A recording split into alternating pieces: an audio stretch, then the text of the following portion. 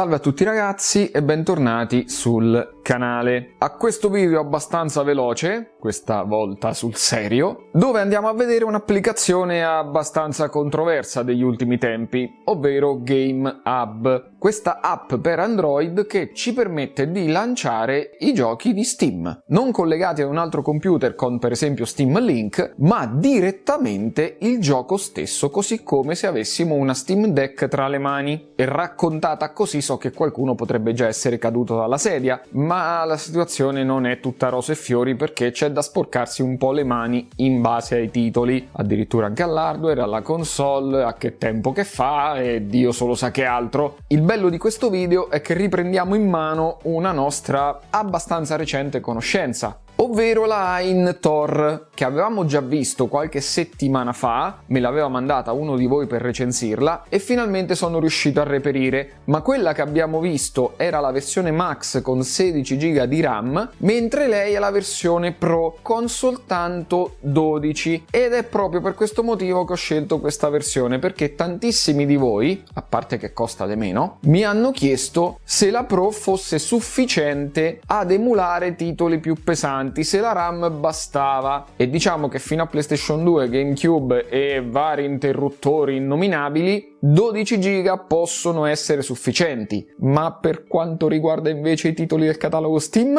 oggi in questa piccola guida in parte andremo a rispondere anche a questa domanda. Ma bando alle ciance ragazzi, solita prefazione, canale ancora oscurato, speravo in una sorpresa di Natale ma qui i tempi sono lunghissimi. Se non volete andarvi a cercare tutti i miei vecchi video uno per uno sulla barra di YouTube, basta che vi iscrivete anche al secondo canale dove ho riportato tutte quante le playlist. Bene ragazzuoli, si comincia!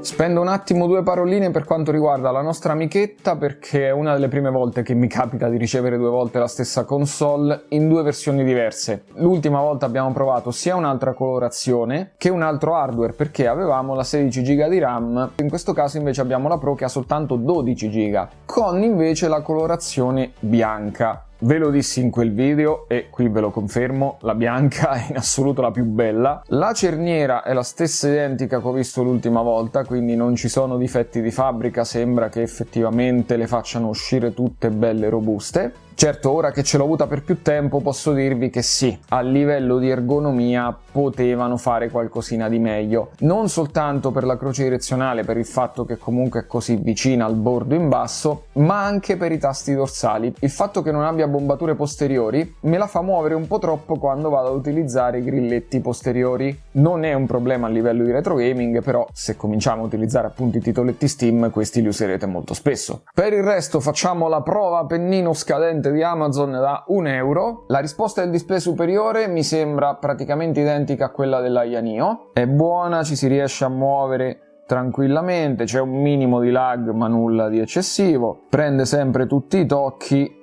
e si riesce ad utilizzare tranquillamente in tutte le sue funzioni. Il problema dell'Aianio stava sul display inferiore, che era un LCD ma aveva una qualità del touch nettamente inferiore rispetto al suo display OLED, mentre la Tor se la cava molto bene nonostante stia utilizzando un pennino da €1 comprato su Amazon. E infatti, nonostante io sia una pippa atomica, mi trovo a giocare molto meglio rispetto a come giocavo invece sull'Aianio. Diamo anche un rapidissimo ripasso alle specifiche per vedere cosa abbiamo tra le mani in questa console, che monta una CPU Snapdragon 8 Gen 2 abbinata all'Adreno 740. In questo caso abbiamo la versione Pro con soltanto 12 GB di RAM e 256 di memoria interna, una batteria da 6000 mAh ma che dura un botto, e Wi-Fi 7 e Bluetooth 5.3. La cosa particolare è che la versione Lite della Tor monta lo Snapdragon 865, che è meno potente del G2, ma ha un supporto maggiore per i driver, quindi può capitare che qualche titolo giri meglio lì rispetto a questa versione più potente. È una cosa che si aggiusterà nel tempo, però questa cosa in effetti può succedere. Visto che ormai ce l'ho da un po' e la sto anche utilizzando come mia console personale per rigiocarmi qualche bel titoletto in quei rari momenti di tempo libero che ho, riconfermo le mie osservazioni che feci durante la recensione. È davvero un'ottima console, ragazzi, ci si riesce a giocare benissimo a tutto, a livello di emulazione arriva altissima, l'avete già visto e sapete cosa potete aspettarvi da questo tipo di processore. Me la sono portata in giro dentro lo zaino anche di lavoro durante la pausa pranzo e posso dirvi che il problema dello spazio così netto tra la scocca e lo schermo superiore, sì è vero, accumula un po' di polvere, però pensavo peggio. La questione veramente fastidiosa è questo schermo un po' ballerino per il fatto che sia così stretta la parte che va a contatto tra le due scocche. Però a parte questo, ragazzi, l'ho portata in giro dentro lo zaino, fuori eccetera per 2 settimane, non ha un graffio, si è mantenuta benissimo e il display lo avrò aperto qualche centinaio di volte, non ha perso assolutamente nulla a livello di cerniera. Quindi per ora mi viene da dirvi che continua ad essere un ottimo acquisto. Sull'applicazione GameHub all'inizio ci sono state alcune voci di sottofondo, alcune dicerie sul fatto che non fosse proprio così tanto sicura, principalmente per quanto riguarda il discorso privacy, perché chiedeva delle autorizzazioni come la posizione eccetera che ad un'app del genere non servirebbero. Poi mettici pure che è cinese, 1 più 1 fa 2 e gli utenti si sono un po' preoccupati. Premesso che in queste nuove versioni non vengono più richiesti quel tipo di permessi, probabilmente l'avranno fatto per placare gli animi, mi viene da fare una considerazione da informatico. Se voi pensate veramente che i vostri dati personali siano al sicuro perché li affidate a case come Google, come Microsoft, come Apple, ragazzi, mi dispiace dirvelo, non vorrei nemmeno fare il disfattista, ma vivete un po' nel mondo delle favole, perché sappiate che qualunque cosa mettete all'interno di un cellulare, mettete online eccetera, tanto la privacy al 100% non ve la garantisce mai nessuno. Google in primis, perché se io adesso mi metto a parlare dei pannolini, anche adesso che il telefono è spento e ce l'ho qui sotto e continuo a dire pannolini, pannolini, pannolini neonati, nonostante io non abbia un figlio, scommetto che dopo cena prendo il telefono, la prima pubblicità che mi capita è quella della Pampers. Per quanto una ditta possa essere eticamente perfetta, seguire tutte le leggi eccetera, sappiate che comunque i vostri dati li ha. Se qualcuno da fuori di più grande a un certo punto glieli chiede, lei comunque glieli dovrà dare. Funziona così, mettetevi l'anima in pace. Ma se non volete credere a tutto questo, perché ognuno è libero di avere le sue opinioni, per quanto riguarda le consoline da retro gaming cinesi, io ve l'ho sempre detto, banalmente ragazzi, fatevi un altro account Google per utilizzare soltanto questi dispositivi. Così ci potete installare tutte le applicazioni di terze parti fuori dal Play Store, farci tutti gli esperimenti che volete e non rischiare nulla. Questa è la normale prassi, diciamo così, quando comprate un dispositivo del genere. Poi ognuno fa le sue scelte, questo è il mio consiglio personale da informatico.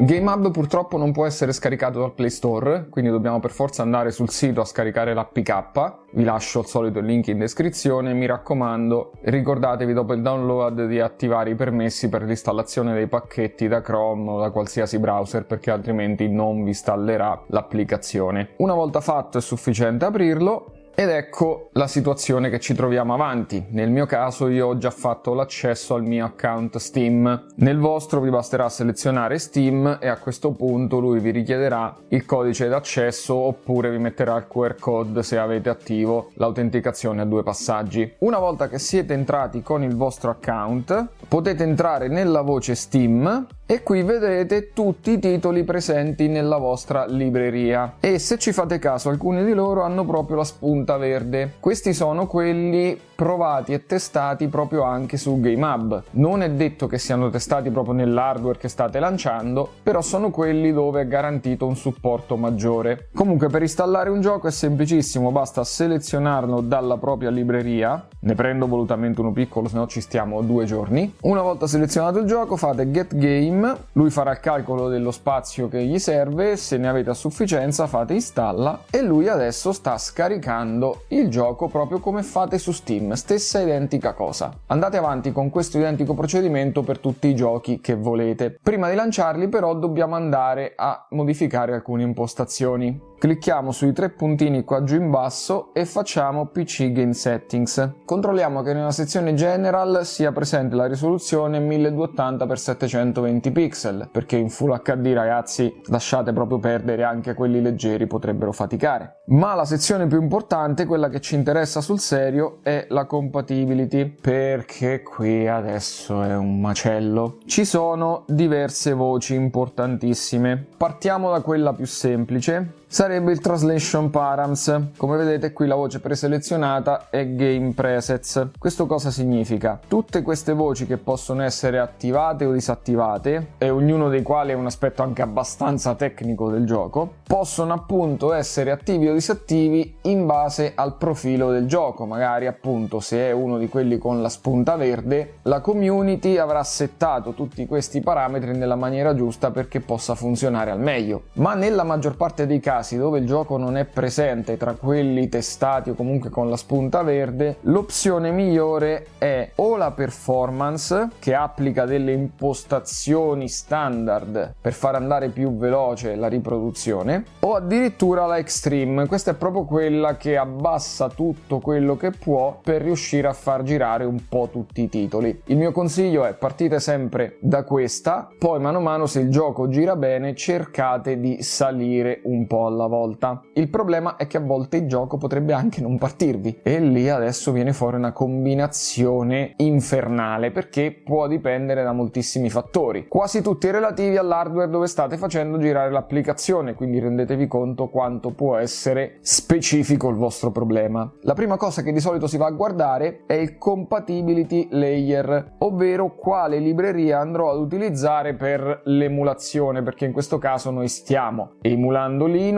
nonostante Android sia basato su Linux, che sta emulando Windows, una cosa che non vi dico. SteamOS utilizza Proton, mentre un'altra libreria è Wine, questa è molto più famosa nelle distribuzioni Linux. Ma come potete vedere non ce n'è soltanto una versione di Proton, in questo caso abbiamo la 9 e la 10, ma in entrambi i casi la versione x64, ovvero quella dell'architettura per PC, e la ARM64, ovvero per i processori ARM, che sono proprio le consoline e i cellulari. Quindi se un gioco non dovesse partirvi o darvi errori critici, la prima cosa che dovete andare a fare è provare a cambiare le librerie, non cambiare proprio la tecnologia, come in questo caso da ARM a x64, perché qui siete con processore ARM, però magari dirgli forse, perché dovete andare a tentativi, funzionerà meglio con la Proton 9 anziché la 10. Magari è un gioco vecchio, potrebbe anche essere. L'altra impostazione, per fortuna quasi sempre fissa, sono i driver della GPU. Andate a mettere la versione più aggiornata dei driver Turnip, basta andare in cima, ecco, come vedete è uscita ad oggi la versione 26 e io gli dico di usare questa. Anche questo ragazzi poi dipende dal processore che state utilizzando, perché lo Snapdragon 8 Elite, che è 1000 volte più potente di questo, ha ancora dei problemi con i driver, che piano piano sicuramente aggiusteranno, però anche qui potrebbe capitarvi di dover andare a selezionare un driver specifico. Le altre due impostazioni sono il DX VK version, che sono delle API che convertono le librerie DirectX di Windows in Vulkan. E qui ragazzi ce ne stanno uno scatafascio. Iniziate con quelle che vi dà lui di default, ma potrebbe essere un'altra opzione da cambiare. E per non farci mancare nulla, questa voce è anche sdoppiata, perché la VKD 3D version è la stessa identica cosa, ma con i giochi che supportano soltanto le DirectX 12. Purtroppo per voi ci sono tutte queste voci che possono andare ad influire non soltanto sulle prestazioni del gioco, ma addirittura sul fatto che parta oppure no. Quindi ragazzi, tocca mettersi lì a mani basse e fare le prove. Ci sono diversi siti dove stanno censendo tutti i vari giochi testati trovati con le impostazioni migliori. Uno dei tanti per esempio è questo qui, di cui vi lascio sempre il link in descrizione. Se il gioco che vi interessa è presente in questa lista, cercate di mettere le stesse impostazioni che trovate appunto sul sito. Una volta settate tutte le impostazioni potete semplicemente andare ad avviare il gioco.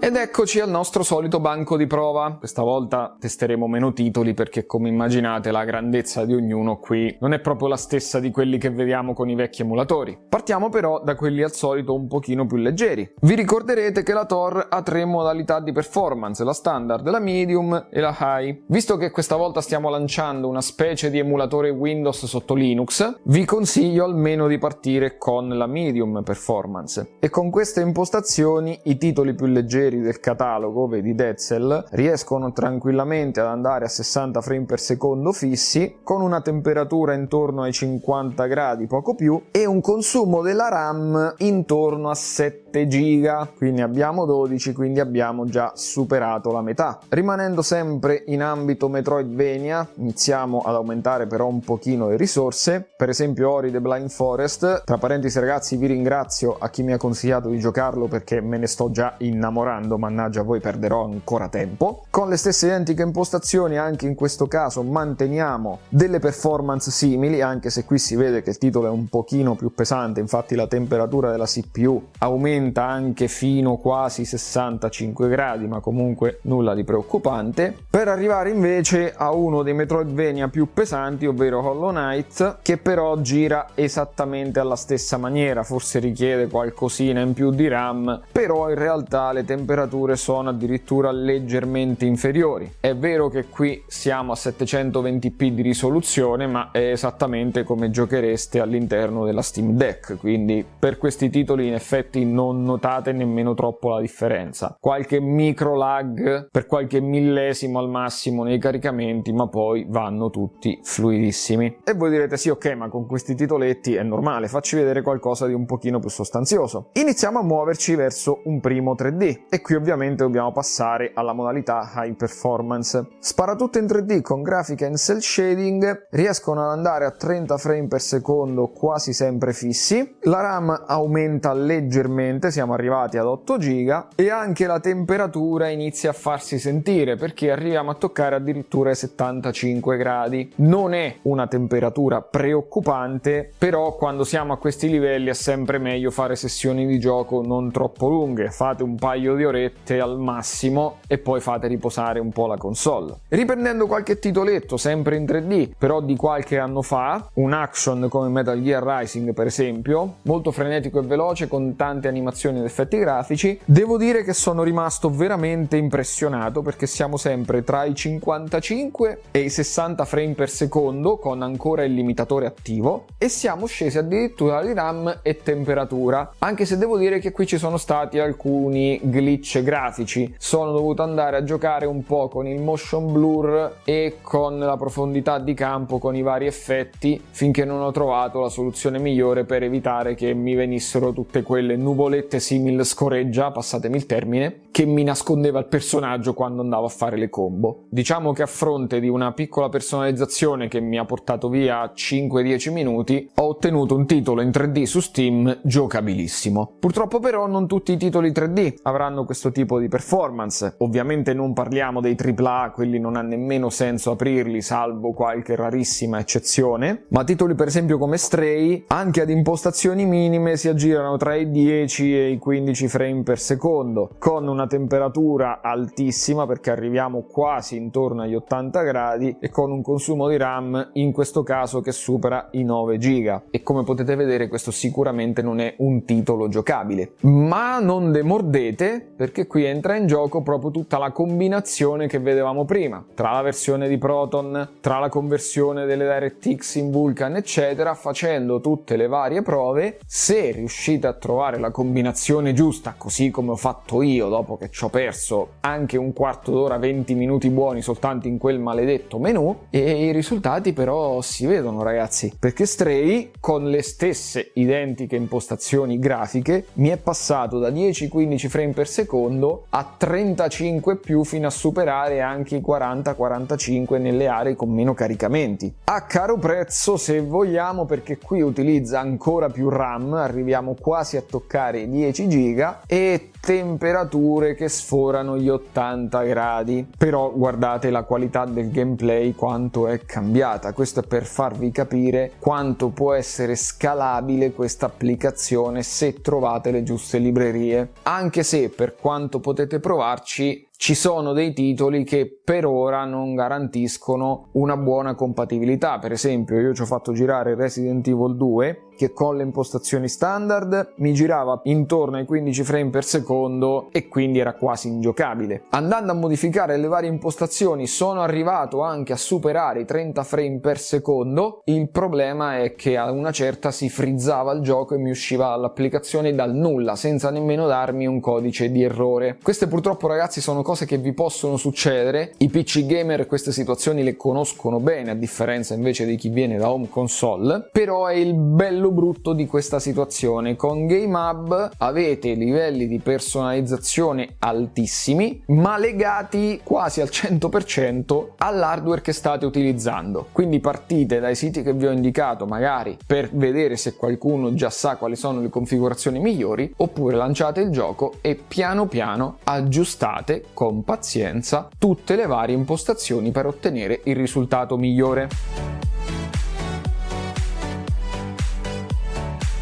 Bene ragazzuoli, siamo arrivati alla fine. È vero che è ancora un po' acerba come situazione, però se ci pensate abbiamo fatto dei passi avanti da gigante per quanto riguarda il gaming su Android, cioè noi stiamo emulando dei giochi che girerebbero su Windows dentro un processore ARM, cioè c'è un'architettura che è l'esatto contrario. Siamo arrivati a dover emulare Windows qua dentro, cioè la cosa è pazzesca, il mondo al rovescio. E nonostante tutti i compromessi e tutte le impostazioni che dobbiamo andare a cambiare, io sono molto fiducioso per quanto riguarda questo sviluppo. Questi sono venuti fuori dal nulla con sta cazzo di GameHub, che poi è la GameSear, quella che faceva anche le periferiche, i joystick, ne abbiamo anche recensito qualcuno. E hanno fatto una cacchio di opera d'arte, che spero possa essere trampolino di lancio magari anche per altri, perché poi lo sappiamo, quando c'è la concorrenza di solito gli utenti sono quelli che ne traggono vantaggio. C'è ovviamente anche tutto il discorso di Winletor, che appunto è l'emulatore di Windows sotto Android, detta proprio per profani, però quello è ancora più complicato da settare eccetera. GameHub, per quanto poi all'interno del gioco dovete andare a cambiare le impostazioni, è molto più immediato, interconnesso con Steam e user friendly. Winletor è davvero molto più complesso, un giorno forse ne parleremo, faremo una guida, sto aspettando che magari riescano a fare un'integrazione un po' più umana per l'utente medio. Ma ripeto, sono davvero fiducioso, perché soprattutto per gli amanti dei titoletti indie, quelli leggeri o comunque di medie dimensioni, questa potrebbe essere una svolta, perché a questo punto hai una console che ti permette di fare retro gaming, di avere tutto il catalogo del Play Store e di giocare anche a qualche titolo Steam in totale portabilità in questo caso. Ma vedrete che torneremo sicuramente a parlare di questa storia anche in futuro. Sono rimasto di nuovo piacevolmente sorpreso da questa cacchio di Aintor, perché è davvero una console molto azzeccata. E alla domanda che mi avete fatto in molti, ma è meglio lei o la Yaneo Pocket DS? Personalmente preferisco la Thor, è delle dimensioni giuste, è del prezzo giusto più o meno rispetto alla Yaneo,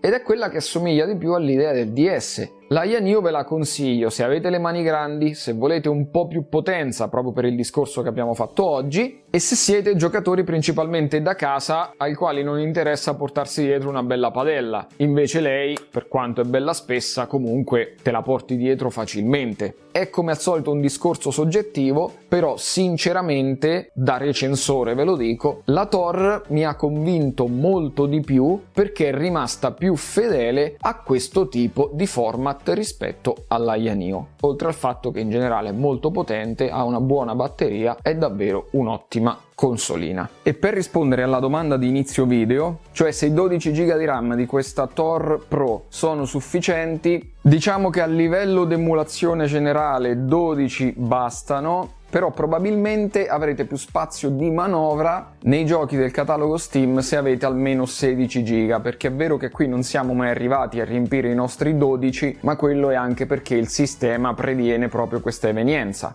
Se ne avessi avuti di più sicuramente saremmo arrivati a sforare i 12 GB e magari avremmo avuto qualche problema in meno su qualche titolo in particolare. Bene ragazzuoli, per questo video è tutto. Forse per la prima volta sono riuscito davvero a farlo corto un video. Non ho mai sperimentato questa sensazione, ma state tranquilli che sicuramente mi rifarò la prossima settimana con quella che sarà la storia dell'anno, perché ormai siamo arrivati alla fine. L'avrei voluta fare con il canale sbloccato, però oramai è rimaste 2 settimane, quindi mi tocca farla adesso. E siccome l'anno scorso abbiamo parlato di una certa periferica, quest'anno volevo riagganciarmi a quella storia. Quindi chiuderò il video con un piccolo indizio. Bene ragazzuoli, per questo video è tutto e ci vediamo alla prossima. Ciao ciao!